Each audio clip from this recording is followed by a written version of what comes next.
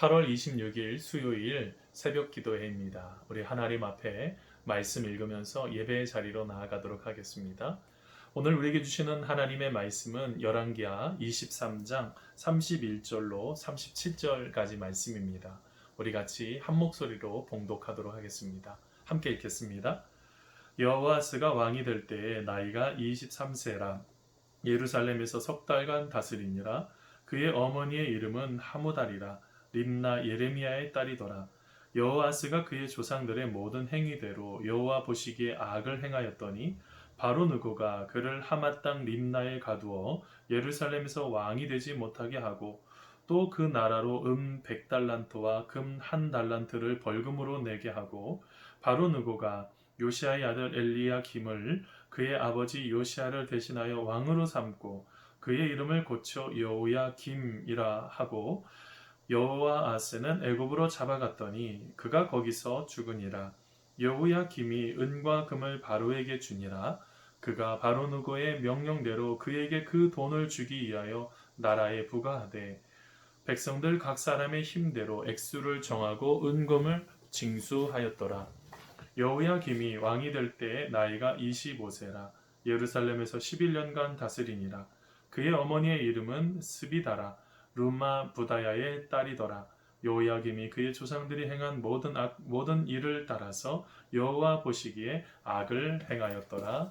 아멘. 사랑하는 성도 여러분, 오늘 하루도 잘 지내고 계십니까?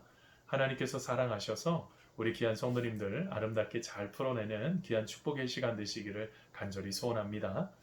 우리가 인생을 살다가 보면 아주 탁월한 사람들이 있습니다. 여러분, 그 탁월한 사람들은 습득될까요? 아니면 태어날까요? 여러분, 우리가 참 많은 부분에 대해서 이렇게 참 탁월한 사람들을 만나면 참 부럽기도 합니다. 이 탁월함에 대해서 아리스토텔레스가요, 이렇게 정의를 합니다. 탁월함은 훈련과 습관을 통해 얻을 수 있습니다. 인간은 탁월하기 때문에 올바르게 행동하는 것이 아닙니다.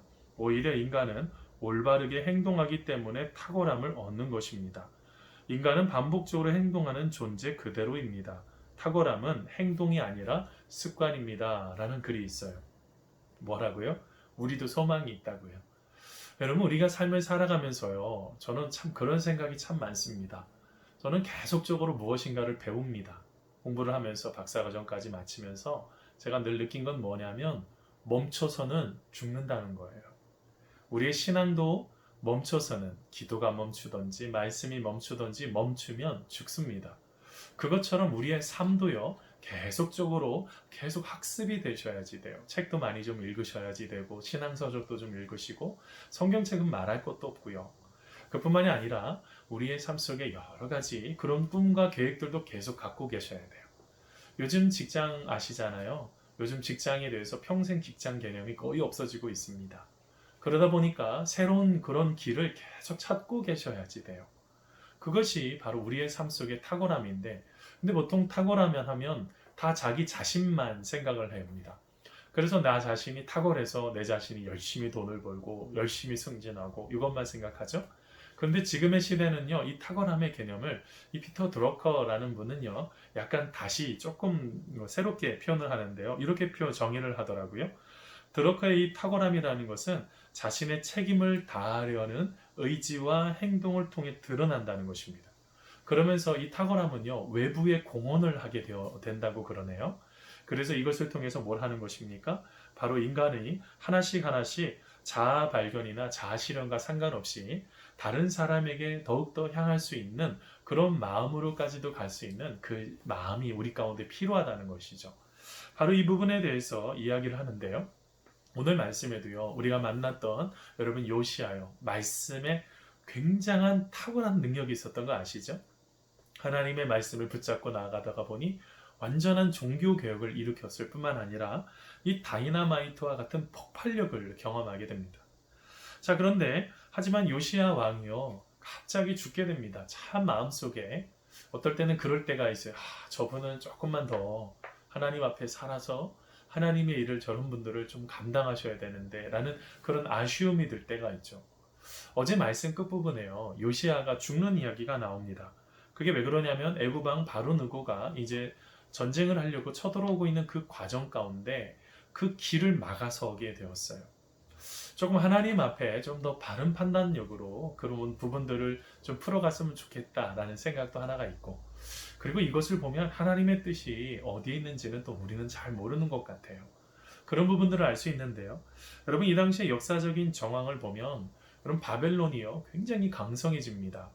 북이스라엘을 멸망시켰던 이제 아수르가요 이제 수도인 니느웨를 버리고 하란으로 쫓겨가는 그런 소식을 애굽의 바로 누구가 듣습니다. 그 다음엔 어딜까요? 가장 삼강하면 맨 밑에, 이스라엘 기준으로 맨 밑에 바로 애굽이 있고요. 그 다음에 아수르가 있고요. 바벨론이 있단 말입니다. 그러면 인데 지금 벌써 이 아수르가 멸망한 겁니다. 우리가 잘 알고 있는 요나 선지자에게 니느웨 성 가서 그것 가서 3일 만에 망할 것이다. 이렇게 말했을 때 그들이 회개하고 했었던 그 지역 있죠? 그 수도예요. 아수르의 수도인데 거기가 망한 거예요. 그러면 그 다음에 또 하나의 강자가 어디죠? 애굽이죠. 그러니까 애굽이요 전쟁을 하기 위해서 나왔는데 누가 막아섰다고요? 요시아 왕이 막아선 거예요. 그때 이 바로 누고는요 그 부분을 그냥 풀어낼 수가 없었습니다. 그래서 이 요시야가 이제 전쟁하는 가운데 이제 죽게 되는 이야기가 어제까지의 말씀이었고요. 오늘부터는 이제 그의 아들 요시야의 뒤를 이어서 여호아스가 남유다의 17대 왕으로 등극합니다. 그런데 그가 23살의 왕이 됐는데 몇 개월짜리 왕이라고요? 3달짜리 왕입니다. 그가 이렇게 간명할 수밖에 없었던 결정적인 이유 중에 하나가 애굽이 화가 많이 났습니다. 바로 누구가 얼마나 화가 많이 났겠어요. 지금 가서 그렇지 않아도 바벨론의 길을 꺾어내야 되는데 이게 지금 남유다 때문에 지금 가다가 지금 되돌아오게 되었거든요. 화가 많이 난 거예요. 그래서 어떻게 하게 됐냐면 그 여호아스를 이제 폐위시키는 이야기가 바로 여기에 나오죠. 그러면서 원래는 엘리야 김인데요. 그 여호야 김으로 이름이 이제 개명이 돼 버리죠. 근데 오늘 말씀을 자세히 보셔야 돼요. 여호아스와 그 다음에 뒤에 왕이 되었던 여호야 김, 이 두 사람의 공통점은 뭘까요? 악한 왕이라는 거예요. 악한 왕이라는 게 뭘까요?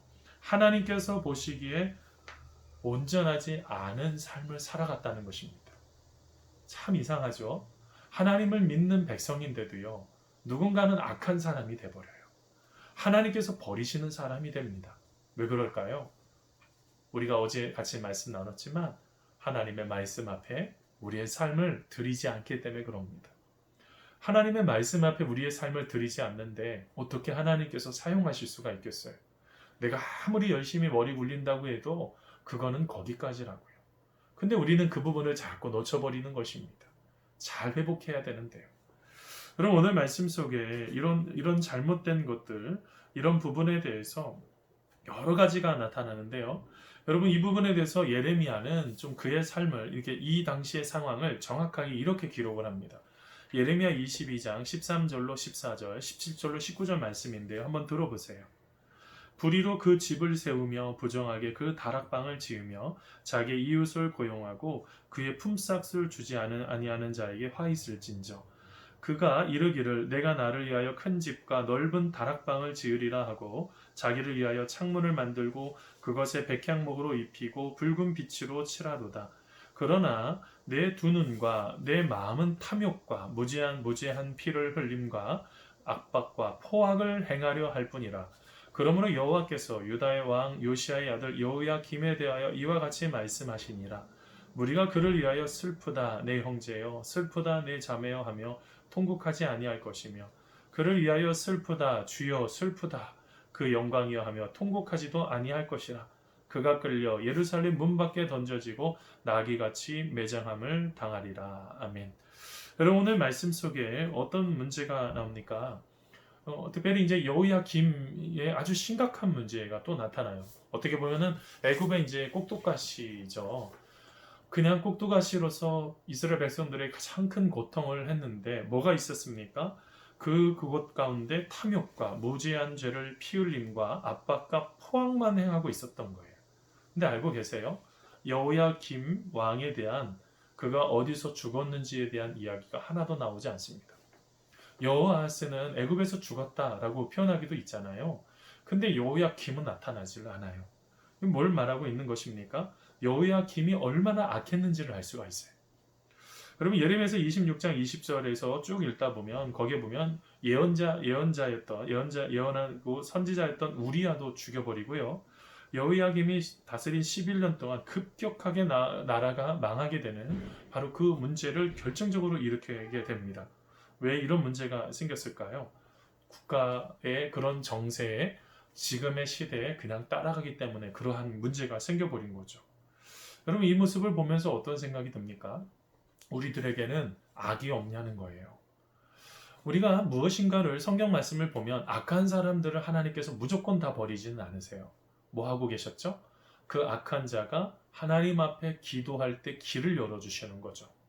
다시 돌아오게도 하고요. 포로로 잡혀갔다가 다시 그들의 인생을 다시 세워주시는 하나님의 놀라우신 은혜를 경험하게 됩니다.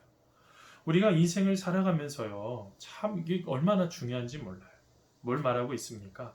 우리가 삶을 살아가는 데 있어서 가장 중요한 것은 하나님이 원하시는 그 길을 걸어가고 있느냐는 것입니다.